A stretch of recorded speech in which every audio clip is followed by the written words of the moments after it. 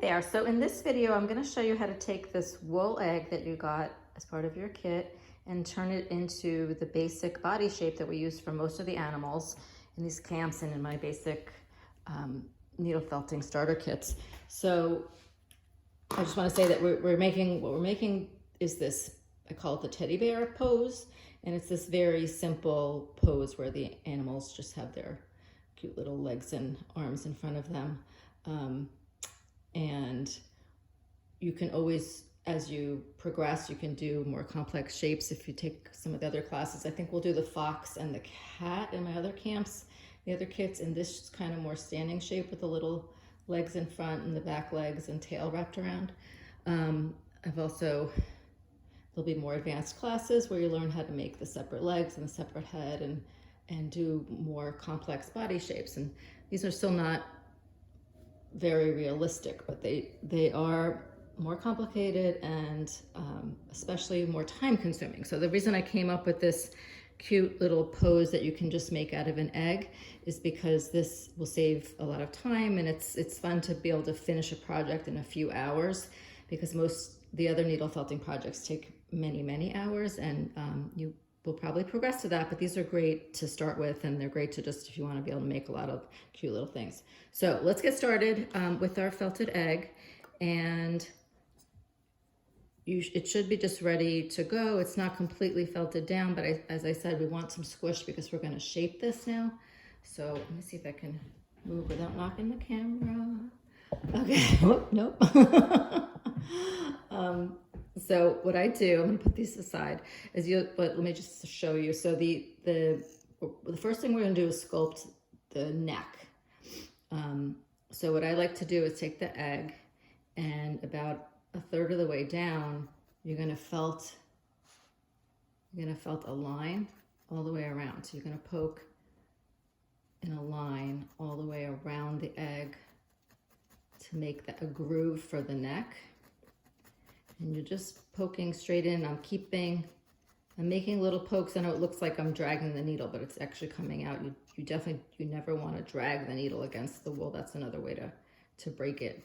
If you see something in there, they call this, the core wool is not quite as highly processed as other wool. So you see there's something in there. We call that vegetable matter. There's like straw that got caught in and you never want to use your needle to try to get that out, because you can snap a needle like that. But for now, we can just leave that in there. I don't really worry about that kind of stuff until further along.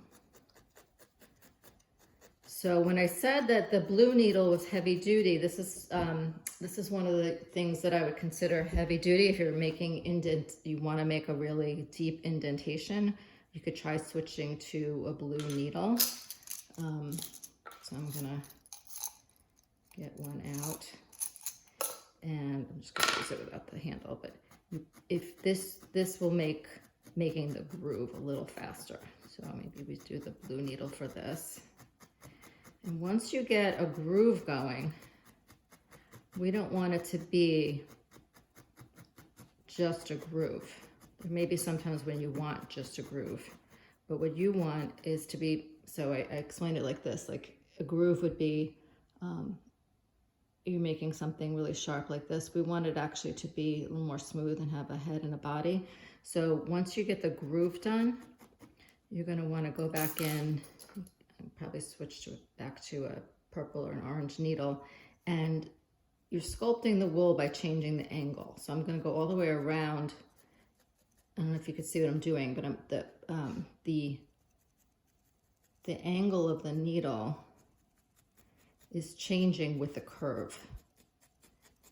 So basically that's the two ways we sculpt with needle felting with wool is the wool's going to shrink in the direction that you're poking it, and that's how you shape it. And then when you want to build something up, you can always add more wool. Most of the shaping comes from the angle of the needle. See, let's see if I can make sure you're seeing that I'm changing the angle of the needle along that curve. And then I go in on the other side and do the same thing for the head.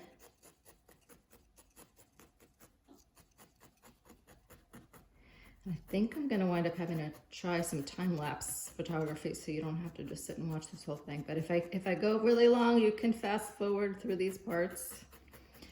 But hopefully you'll see that the angle is changing this more from just a groove to a curved shape.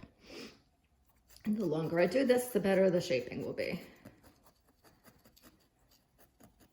Okay, so now I think we'd want to do that a little more. I have one that's a little further along. I just want to show you how we're gonna shape those legs next. So what we do is we make this basic teddy bear shape, and you would actually also sculpt the face. Like the pig, you would add with the core wool, you'd add the nose, and then we add color separately. So for the lamb, we won't be adding any color. So there is, and the only parts you need to get really nice and smooth is the face and the little legs and paws, because the rest of it's going to get covered with all these curls. So you don't even see, this is like why this is a nice beginner project too, is that there's less surface area to try to get smooth, and then the rest of it is about putting the curls on. So back to this. So once you feel like you have your neck defined and you've curved that enough, the next thing would be to flatten the bottom. We do want these to be able to stand up. As you can see, they'll a bit flat. You see how flat the bottom is on that? You see that? So you turn this upside down. I have it, here's face up. I'm going to turn this, look with the head down, and I'm just going to stab, well, you really can't see that at this angle. I'm going to do it sideways, even though you do it straight down. But you want to, if I put the needle completely perpendicular to the bottom, here, that's what I'm doing. I'm putting the needle perpendicular to the body, upside down, and it'll make it, if I keep going, that'll get flatter and flatter. And you'll be doing more later, so I just want to flatten it enough now so that that it will sit up. Then what I like to do, so the way to get the legs sculpted in there, what I do first so that you can center yourself and try to get this symmetrical is to mark where the nose will be. And now you can actually build that nose, make that nose right now, but for most of the time, I just make a mark. You can just poke a hole there, and we'll go back and make it that the nose. So then from there, see what you like to do. I like to make the little hoofs or the paws are going to be right to the right and left of the nose below here, right below the neck. So you can see it on the pig. So what I do is I'm going to mark at the top where I want those paws to end. I'm just going to call them paws for now. You know, they're sometimes hoofs and sometimes paws. Okay, and then at the bottom as well, I can mark that. Now I'm going to switch to my purple needle. It'll make me happier. And I have, actually, I paint the wooden holders. This is my wooden holder with my,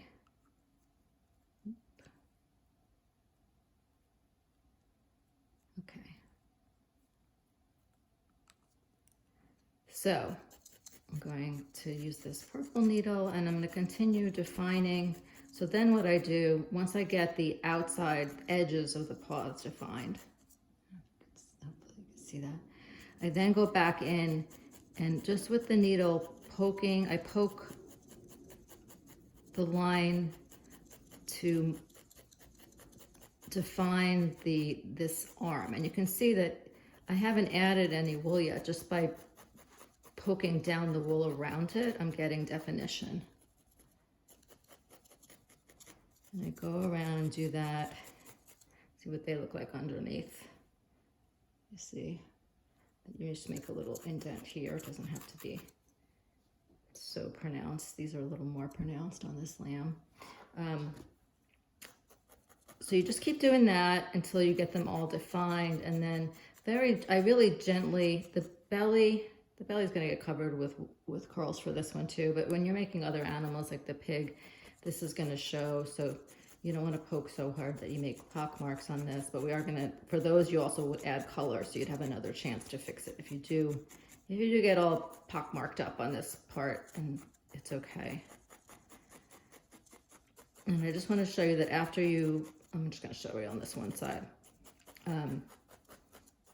Keep doing, I mean, it's a lot of poking, because really to get an animal or anything felted, needle felted well, you have to have poked it every tiny little millimeter all over. So this takes a while,